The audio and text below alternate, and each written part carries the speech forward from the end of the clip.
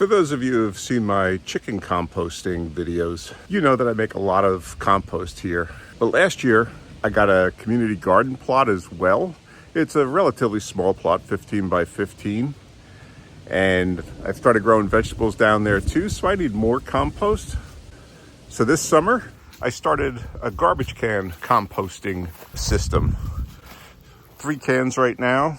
Next year, I'm going to expand it to 4, build up a lot more compost for my gardens. But now I got another tool.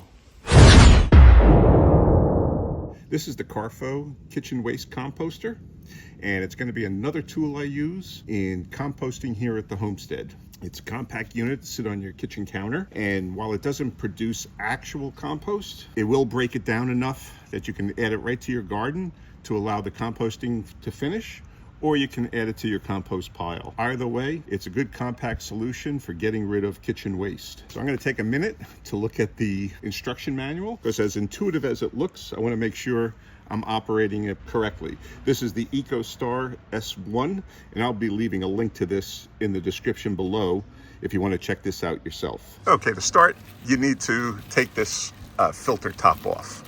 And didn't realize it, but right up here, there's an unlock and lock position. So it comes in the lock position, and it's covered in a plastic bag. And I was trying to figure out how to get that out. And then I realized you have to turn that lock. And so you need to take off these stickers before using.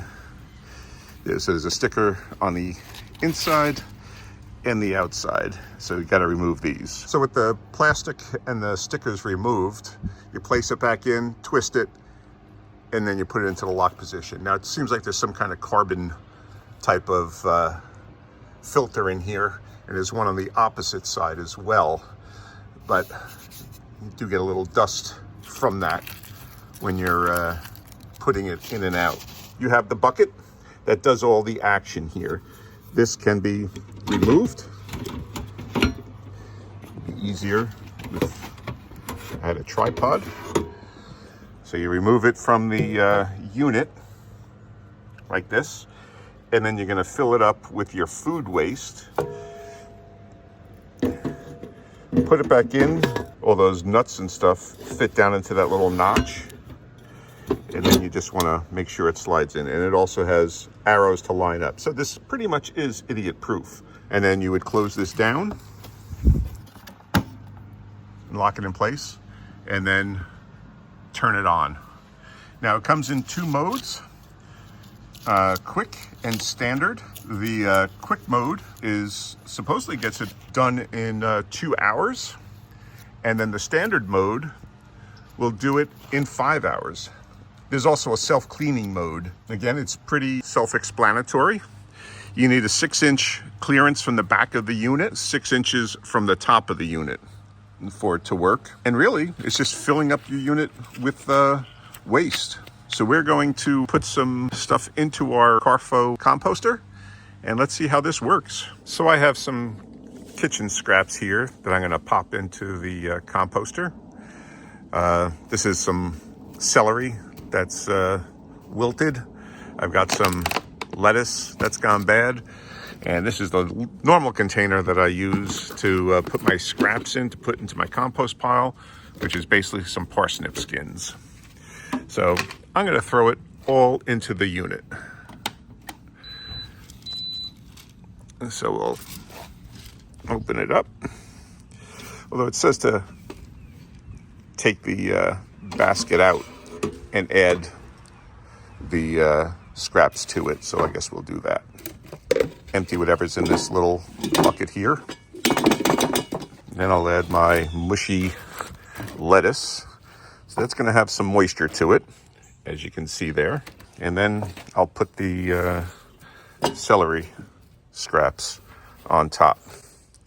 So I think that's a good bunch of food waste to put in here. And I'm trying to decide whether or not I want to do the fast or the standard. Because I'm an impatient person, I guess we'll go with, well, let me see what it says. I think I need to do the standard because it's got that moisture material. I do think that's what it says when it's got a lot more moisture. Yeah, this mode is suitable with moderate food waste and moisture content. So I think that's what we got here.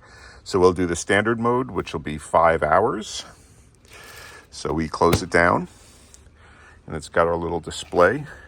The left-hand button is for quick mode. Center is for standard, and the little raindrop is self-cleaning. So we'll press that. Oh, okay, I guess that's what that is. I'm gonna pop it open and see if it shuts itself off. Yep, that's good. And what I think happened is as we saw before, there were blades in the bottom, and they're going to occasionally mix it up. It's gonna probably get very hot in there. Hot surface, do not touch. Let's see if it automatically turns on. Or do I have to hit that button again?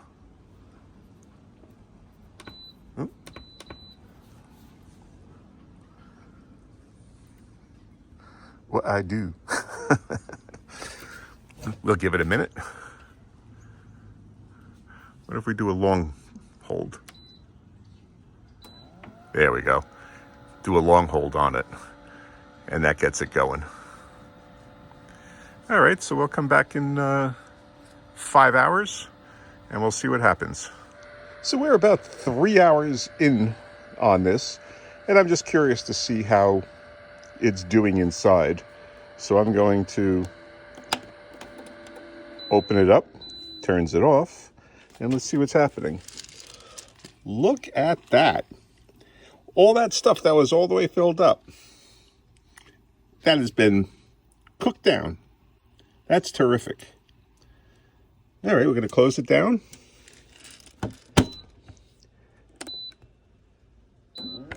And restart it. So it's got about another 2 hours when it's done. But that's amazing. In just 3 hours, that's already down like that. So we're on 5.5 hours actually. And still going. The manual says that it's based on the kind of contents that you put into the unit, about how long it'll go. But when it's finished, it'll beep. So as I said, we're on about 5.5 hours now. I started at 11:30 this morning, and it's 5 o'clock now. So we'll let it run and see how long it runs for. They said it says it'll beep. I'm out in my yard working around, but we'll come back and we'll check on it maybe in about a half hour. Okay, we're going on 6 hours. And after 3, it looked pretty good, so let's see what's happening after 6.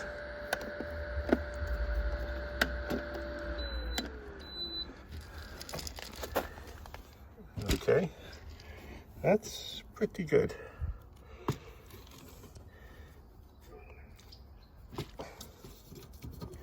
And the handle's pretty hot. So I'm going to give it a little while to cool down, and then I'm going to pull it out. I think that's sufficient for a test run. I mean, I'm already pretty impressed with what it's done. So maybe it does more, but just said I'm gonna let this cool down, and I'm just gonna turn it off. No, there. And now I'll leave it like that, come back a little bit, and then we'll dump it out and see what we got. It's the next morning, as I just ran out of time and energy. So let's see what we've got here. Well, we know what we've got, but let's dump it out and let's see what it looks like. So let's see what kind of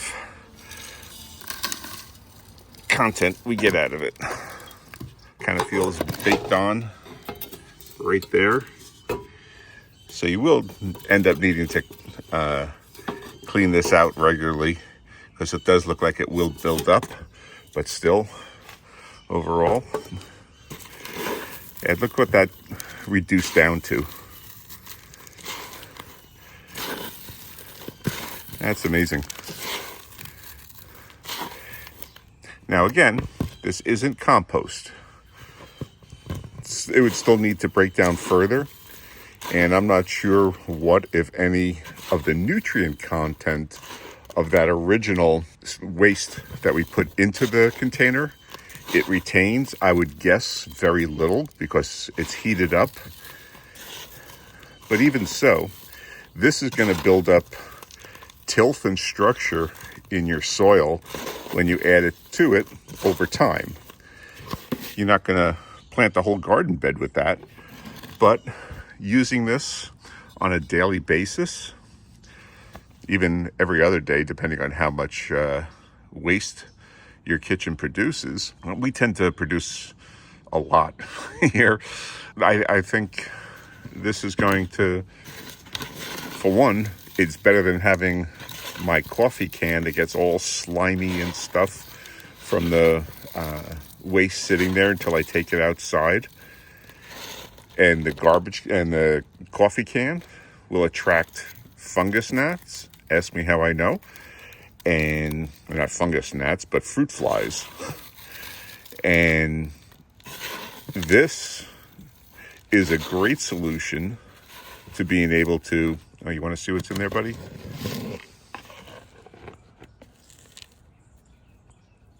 Yeah, scraps. So it's a great solution to getting rid of your waste. And I'm happy to have it as part of my overall composting system. Okay, so I actually was just reading the manual, because who wants to read the manual beforehand and learn stuff? They say this is actually nutrient rich. And you take this and you put it in your garden, it continues to break down, but they say it still retains a lot of the nutrients that were originally in it. Maybe because the temperature that it cooks this at isn't quite so high. Kind of like dehydrating, though not, I guess, not quite the same. But dehydrating food, retains a lot of the nutrients in it, but gets rid of the moisture from inside, which is maybe what this is doing in a different fashion. So I'm not quite sure how hot that this gets, and I didn't see that in the manual, though maybe it did say it. So I was wrong. This looks like it does retain nutrients, and great. So now you just throw this in your garden. Perfect. And because a bucket reduces it to about a quarter cup, a third of a cup, maybe half a cup. It'll take numerous times to cover a garden bed. If you have like a 4x4 raised bed, it'll take a whole bunch. But putting this in a square, in a single square foot, I do square foot gardening. So you put this in a single square foot each time, and really in no time at all, you're going to have your whole garden bed with added nutrients, added compost, and building the soil structure. So that's terrific. So to clean the Karfo Waste Composter, the housing unit, you obviously don't put that in water because of the electronics, but this can be put into your dishwasher and cleaned on the hot cycle. It recommends cleaning out the gross buildup of waste like that, but it could be, hand washed or put in your dishwasher. So it's a simple situation to get clean again. Now, it does, as I had mentioned at the beginning, this does have a self-cleaning mode, and the instructions say when the bucket needs to be cleaned, or as it calls it, the barrel needs to be cleaned. It says add about 2/5 of the clean water to start this.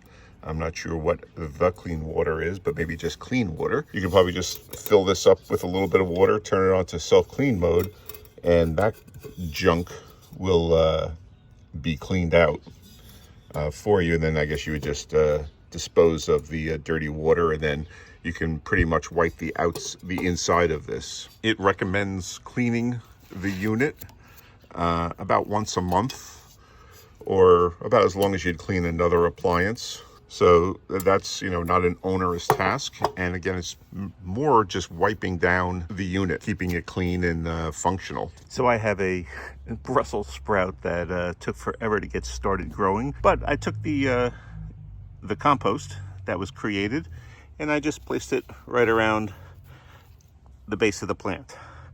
So you might need a little bit more per square foot in a garden, but it's still a good solution, and adding it to your plants will be a good way to use it to return nutrients to the soil, and as I've said, to build up the structure of the soil. The last thing to cover is the charcoal filter. Karfo recommends changing the filter every 3 to 6 months, probably depending on usage. So you don't replace the whole cartridge, of course. You just take this screw and you remove this one screw. I already pre-loosened it. So you lift the lid off, and then it's all activated charcoal in here. Okay, so that's good. You can buy your own activated charcoal then. You'll have cheap replacement then, instead of having to buy specific product again. Now I know Walmart sells little jars of activated charcoal over in their fish supplies section. I've used it for other things. This isn't going to be something that's going to cost you a lot of money to continue using time after time after time. I imagine Karfo might sell activated charcoal. I looked on their website. I actually didn't see anything. Again, you can just pick up your own and do it cheaply, as cheaply as you can find. Maybe on Amazon it would even have it cheaper than what Walmart sells in the store. But Walmart just might be a little more convenient if you're going there shopping anyway. So that's good to know. And then it's just a matter of putting it down and then locking it in place again. Now I will say, when I open this up, these two pieces popped out. I don't know where they go to. Maybe they were over in here. Does it lock it? Does it go like that? Maybe. Like I said, when I turned it, these things went whoop, it jumped off and landed on the shelf here. And then you just put this, oh wait, you gotta put the screw back in. Don't forget the screw. You can put this back in, line up the tab there, put it in. Wait a second. I'm gonna make sure your arrow, there it is, my arrow's on the bottom. I got this upside down. Put your arrow on the unlock part, and then those tabs fit in. And again, one-handed, it's not easy, but you're just going to put it to the lock position. And now it's in the lock position. Now I will say the hardest part I've had with this whole thing is this, turning this dial to lock and unlock. Getting it to the lock position, as you can see, it didn't quite make it all the way over, and you can still see the tab still showing, but even though I was turning it pretty hard, I'm not sure what I'm doing wrong there. That's how you get it undone and done, but I'm having a little difficulty moving it back and forth. Okay, I took it off again and then put it back on, and it turned fine. I'm not sure why I was having that. See, but now turning it is tough. So I did use 2 hands, so maybe that's it. But at least you know this top isn't going to be popping off at will. So, but you may have to play with it a little bit to get it to seat. So the unit is only a hair under 10 inches wide, and it's just over 12 inches tall. So that's pretty compact to stand on your kitchen counter or not have to constantly put it away. It can be out and about, and it looks good. This is, you know, really just a plug and play device. There's no installation required. You use it when it comes out of the box, other than knowing what the different lights on top are for, so you know which mode you're using. It's really just a plug and play device. It's simple to clean. It's low energy consumption. I was wondering how much this actually used when it was in operation, but it's anywhere from 1/10 to almost 1 kilowatt hours of energy consumption. So that's negligible. There's no odors from this thing at all. It's super quiet when it's running. I wouldn't say it's whisper quiet, but it's quiet. You know, it's got the small footprint. You know, like I said, to keep it on the kitchen counter is not going to be burdensome, because we all end up with a lot of appliances that we put out on our counters. So there are some notes that Karfo did want to have me emphasize, and that's to keep flammable materials away from the product and use only a 110 volt power source. Do not put hard bones, metal, foam products, pet litter, or alcohol into the machine. It says dispose of fruits, vegetables, food scraps, and more in the machine, and avoid adding too much water or oil, and do not overload the machine with starchy foods. So I guess don't pile potatoes into this thing, and allow 15 minutes for the machine to cool down before removing the metal bucket. Yeah, that little handle does get warm. The unit sits right next to our kitchen counter, and it does a great job making it very convenient to just take the scraps and throw it in.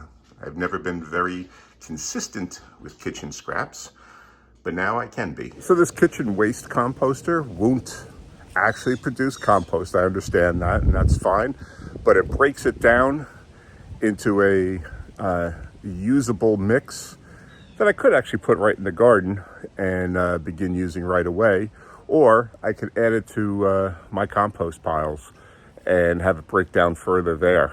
So this is going to be a great handy tool. I'll put a link down in the description below if you want to check one out for yourself. And for viewers of Homestead DIY, Karfo is giving a $99 discount off of the price of the kitchen waste composter system. Just use the code RICHHOMESTEAD and you can get that $99 discount, which is a great deal. And check out the ecocarfo.com website, and that way you get the best deal on the composter.